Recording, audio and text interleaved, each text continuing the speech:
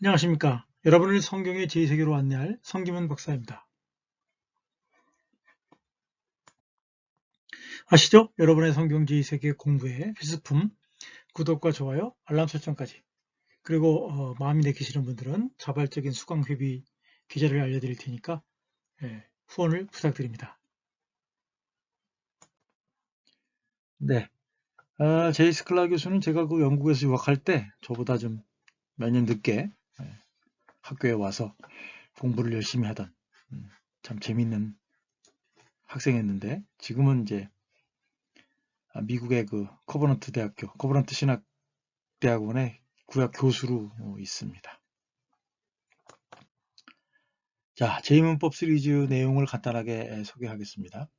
스컬러 박사의 분류법에 따라서 히브리 본문과 영어 혹은 우리말 성경의 번역 용례를 비교하여 필자가 이해하고 있는, 제가 이해하고 있는 구약제의 체계와 비춰서 어떤 번역이 더 적절한가, 어떻게 해석하는 것이 더 적절한가를 찾아보는 것이고요.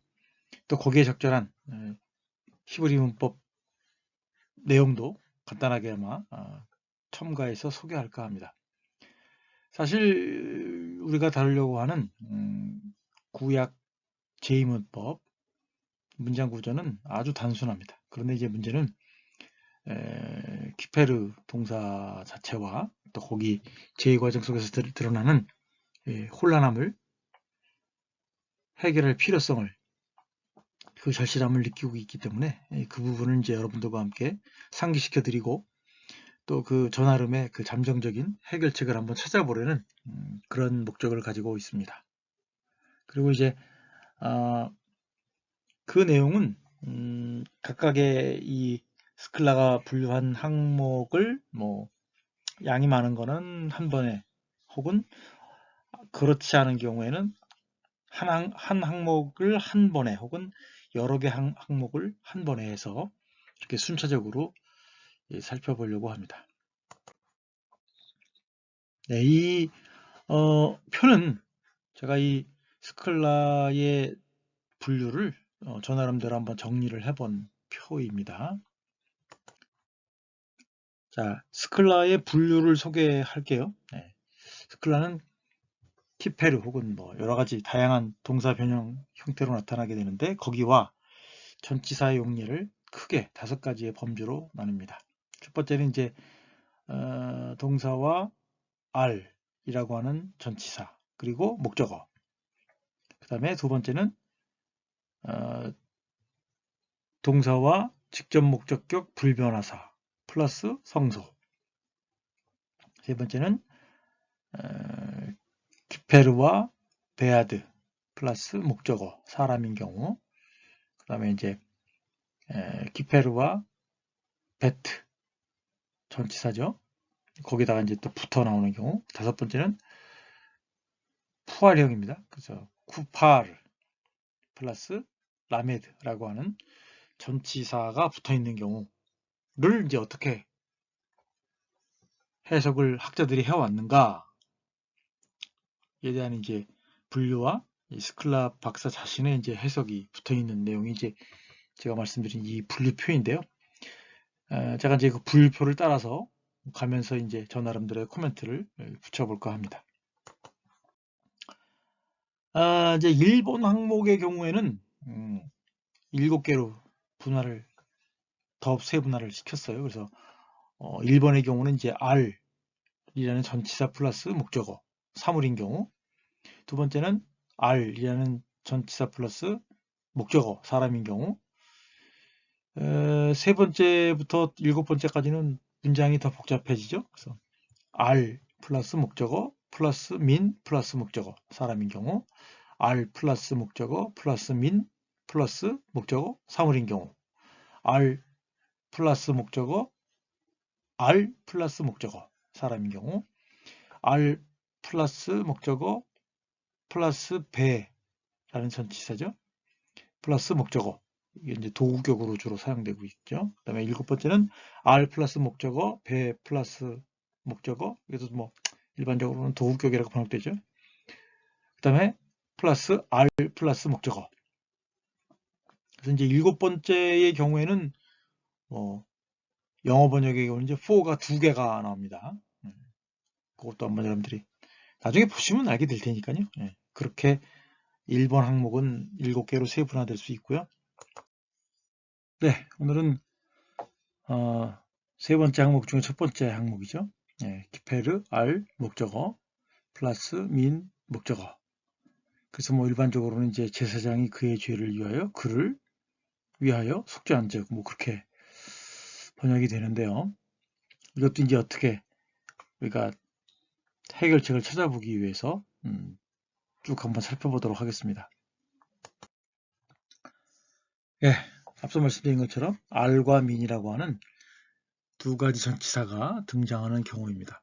이번 경우에도 전치사 플러스 분사 형태 플러스 알 플러스 민과 피해령 플러스 알 플러스 민으로 나뉩니다. 물론 이제 해석상 알도 마찬가지지만 민도 문제거리입니다. 그래서 뭐 사전적으로 봐갖고 해석을 해서는 안 될 수가 있겠죠. 그래서 이제 우리가 오늘 살펴보려고 하는 구절은 레위기 4장 26절, 5장 6절, 10절, 14장 19절, 15장 15절, 30절, 16장 34절, 민수기 6장 11절 이렇게 되어 있습니다. 그래서 분사형은 이제 16장 34절에만 나옵니다. 자, 첫 번째는 이제 레위기 4장 26절입니다. 죄의 용서를 위한 의식이라고, 제의식이라고 할 수가 있겠죠. 세 번역은 이제 이렇게 하여 제사장이 그 통치자가 지은 죄를 속하여 주면 그렇게 번역이 되어 있고요. 공동 번역은 이렇게 사제가 죄를 벗겨주면 그렇게 되어 있어요. 그래서 저는 제사장이 그의 정화제물로 혹은 그의 죄로부터 그를 위하여 제사를 지내면 이렇게 해석할 수 있는 이유는 앞절에서 이제 정화제물을 드리는 일을 다루고 있기 때문이라고 하는 거죠. 24, 25, 26절을 보면 이는 속죄제라. 제사장은 그 속죄제물의 피를 손가락에 찍어 번제단 뿔들에 바르고 그 피는 번제단 밑에 쏟고 그 모든 기름은 화목제의 지물의 기름같이 제단 위에서 불사를 지니. 그러니까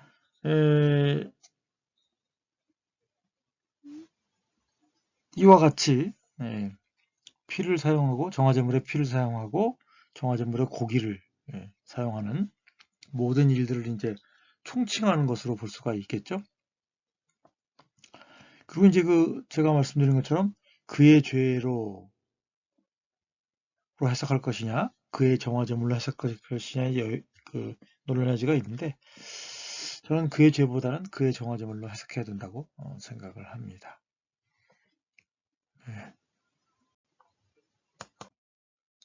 5장 6절, 4장 26절과 동일하죠. 이것도 이제 죄 용서를 위한 의식이라고 볼 수가 있겠죠. 세번역에서는 제사장이 속죄제물을 바쳐서 그의 죄를 속하여 주면, 공동번역 개정은 이렇게 사제가 그의 죄를 벗겨주면 이렇게 되어 있죠. 그러니까 이 한자로 속이라고 하는 말은 뭐뭐를 대신한다, 대가를 지불한다 그런 표현이죠. 그래서 저는 이 본문을 제사장이 그의 정화제물로 그를 위하여 제사를 행하면 혹은 제사장이 그의 정화제물로 그의 죄를 씻어주면 그렇게 씻어주는 제사를 행하면 그렇게 번역을 해야 되겠다고 생각합니다. 다음은 이제 레위기 5장 10절이죠. 여기서는 또 일반적인 구문에다가 특별하게 관계대명사와 동사, 하타라고 하는 단어들이 첨가되어 있어요. 그래서 이것도 이제 죄의 용서를 위한 의식이라고 할 수가 있겠죠. 세번역에서는 제사장이 속죄제물을 바쳐서 그의 죄를 속하여 주면 이렇게 돼 있고, 공동번역 개정은 이렇게 그 사제가 그의 잘못을 벗겨주면 이렇게 돼 있어요. 뭐 있는 그대로 해석을 하다 보면 이제 제사장이 그가 범한 혹은 그가 죄로 인하여 드린 그의 정할 제물로 제사를 드리면 이렇게 해석하는 것이 더 적절하지 않을까 생각이 듭니다. 레위기 14장 19절, 이거는 이제 부정을 제거하는 의식인 거죠. 세번역은 부정한 상태에서 이제 정하게 되려는 그 사람의 죄를 속하여 주려고 제사장은 속죄제물을 바친다. 공동문적 개정은 그리고 사제는 속죄제물을 바쳐 정하게 될 사람에게서 부정을 벗겨주는 그 예식을 올린다. 예. 그러다 보니까 제가 항상 말씀하지만 이 부정한 것과 속죄하는 것을 동일시한다는 거죠. 근데 사실은 이 키페르라고 하는 말과 혹은 그 하타트 정화제물이 죄의 용서와 부정을 제거하는 것, 부정을 제거해서 사람이 정하게 되는 것, 두 가지 다 사용되고 있기 때문에 이 표준 세번역, 그 세번역이죠. 세번역이나 공동번역의 경우에는 이제 그걸 다 죄와 연관시키는데 그거를 죄와 연결시킬 이유는 없죠. 물론 이제 그 부정한 상태를 유지하거나 정화하지 않는 경우가 되면 이제 그게 죄가 되긴 하지만 부정한 상태가 무조건 죄다. 그렇게 말할 수는 없다고 하는 거죠. 그래서 저는 제사장은 그의 부정함으로부터 정결해지고 있는 자를 위하여 제사하라.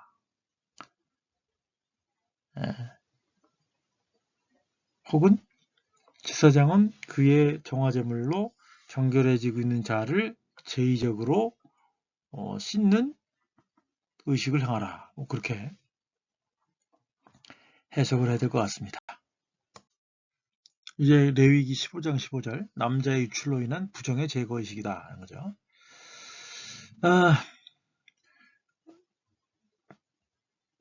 세번역 같은 경우는 이제 제사장은 그렇게 함으로써 그 남자가 고름을 흘려서 부정하게 된 것을 주 앞에서 속하여 준다. 공동번역은 이렇게 하여 사제는 야훼 앞에서 고름을 흘리던 사람의 부정을 벗겨준다. 예. 또 여기에서는 죄 얘기를 안 해요, 그죠? 번역자들이. 그래서는 이제 제사장은 야훼 앞에서 그를 위하여 그의 유출물을 정하는 의식을 수행하라. 여기에서의 제사의 내용은 이제 정화제물과 번제물 두 가지를 다 지칭하고 있어요. 그래서 이제 일반적으로 이제 정화제물, 번제물 순서로 나올 경우에는 정화제물은 오염을 제거하는 거, 그 다음에 번제물은 관계를 회복하는 거, 그렇게 그런 기능을 각자 나눠서 갖고 있는 것으로 여겨집니다. 자, 레위기 15장 30절은 여자의 유출로 인한 부정의 제거 의식이에요. 앞에서는 이제 남자의 유출로 인한 부정의 제거 의식이었는데 제사장은 그렇게 함으로써 그 여자가 피를 흘려 부정하게 된 것을 주 앞에서 속하여 준다. 세번역이죠. 그 다음에 공동문적 개정은 이렇게 하여 사제는 야훼 앞에서 그 여인이 하일로 부정탄 것을 벗겨준다.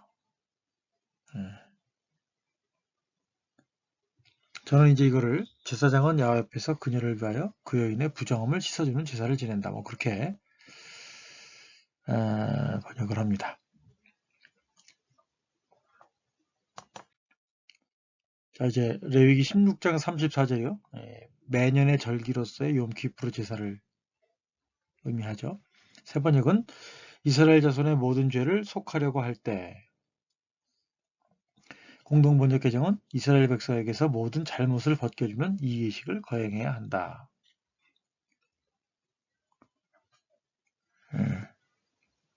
제사장은 속죄하되 세마포 옷 곧 거룩한 옷을 입고. 이거는 이제 하타트를 이제 어떻게 해석하느냐, 이것도 되게 중요한 관건입니다. 그러니까 죄로 해석할 것인지 정화제물로 해석할 것인지. 근데 또 제가 앞서 말씀드린 것처럼 정화제물이라고 하는 것이 죄 용서에도 사용되지만 부정을 정화시키는 데도 사용된다라고 하는 점을 상기시켜 드립니다. 그래서 이 34절은 33절하고 연관이 되는데 제가 이제 새롭게 또 번역을 넣었어요.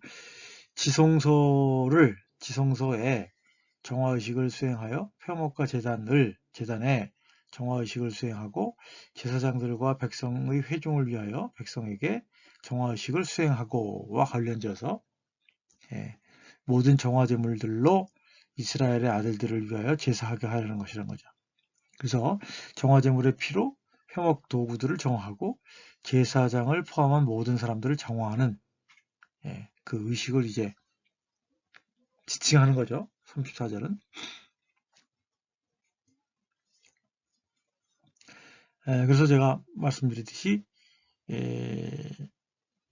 속죄대라고 하는 말이 키페르가 나오면 무조건 사용되고 있는데 그거는 이제 앞서 말씀드린 것처럼 좀 과도한 번역이다라고 하는 것을 말씀 또 드립니다. 민수기 6장 11절 이건 이제 시체와 접촉한 나실인의 부정을 해소하는 문맥이에요. 그래서 이거는 부정해진 나실인을 회복시키기 위해서 번제와 정화제물을 드리는 것을 지칭한다. 세 번역은 이제 그러면 제사장은 주검을 만진 그의 죄를 속해야 한다라고 되어 있고, 공동번역 개정은 사제는 시체에다 부정 탄 것을 벗기는 예식을 올려야 한다라고 되어 있어요.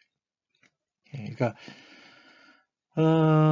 세 번역은 또 죄랑 연결시키고, 공동번역은 이제 죄랑 연결시키지는 않습니다. 저는 이제 그거를 제사장은 그를 위하여 시체로 인하여 그가 범죄한 것으로부터 정화하는 제사를 행해야 한다고 번역을 합니다. 여기서 사용된 하타를 그가 범한 죄가 아니라 그가 행한 범죄로 번역을 해야 한다고 하는 거죠. 그러니까 이 하타라고 하는 말도 정확하게 우리가 생각하는 것처럼 그 죄의 용서를 받는다고 할 때 그 죄를 범하는 것만을 이제 지칭하지 않는다는 것을 우리가 알 수가 있겠죠. 자, 요약해보면요. 이번에 용례도 전치사 플러스, 그러니까 르, 전치사 플러스 분사 형태와 피해령 플러스 R 플러스 사람, 그 다음에 민 플러스 사물, 이렇게 나눕니다. 번역본들을 비교해서 볼 때 죄의 용서와 부정의 정화의 문맥상 개역개정 뿐만 아니라 새번역이나 공동번역 개정에도 약간 번역상에 오류가 있는 것이 밝혀졌습니다. 네, 전치사와 분사 형태는 이제 이전 강의에서 자세히 다뤘기 때문에 그를 참조하시면 좋을 것 같고요. 이 논의에서도 죄의 용서와 부정의 정화와 관련된 일상적인 재물 드림과 관련해서 사용되고 있고요. 여기는 또 특별히 정화제물과 번제물이 함께 언급되는 경우들도 있었다라고 하는 점을 말씀드리고자 합니다. 감사합니다. 자, 오늘 공부는 여기까지입니다. 성경 제2세기 공부는 계속됩니다. 구독과 좋아요, 알림 설정까지 꼭 부탁드리고요. 마음이 동하시는 분들은 자발적인 수강 회비 계좌 여기 있으니까요. 많은 후원 부탁드립니다. 감사합니다.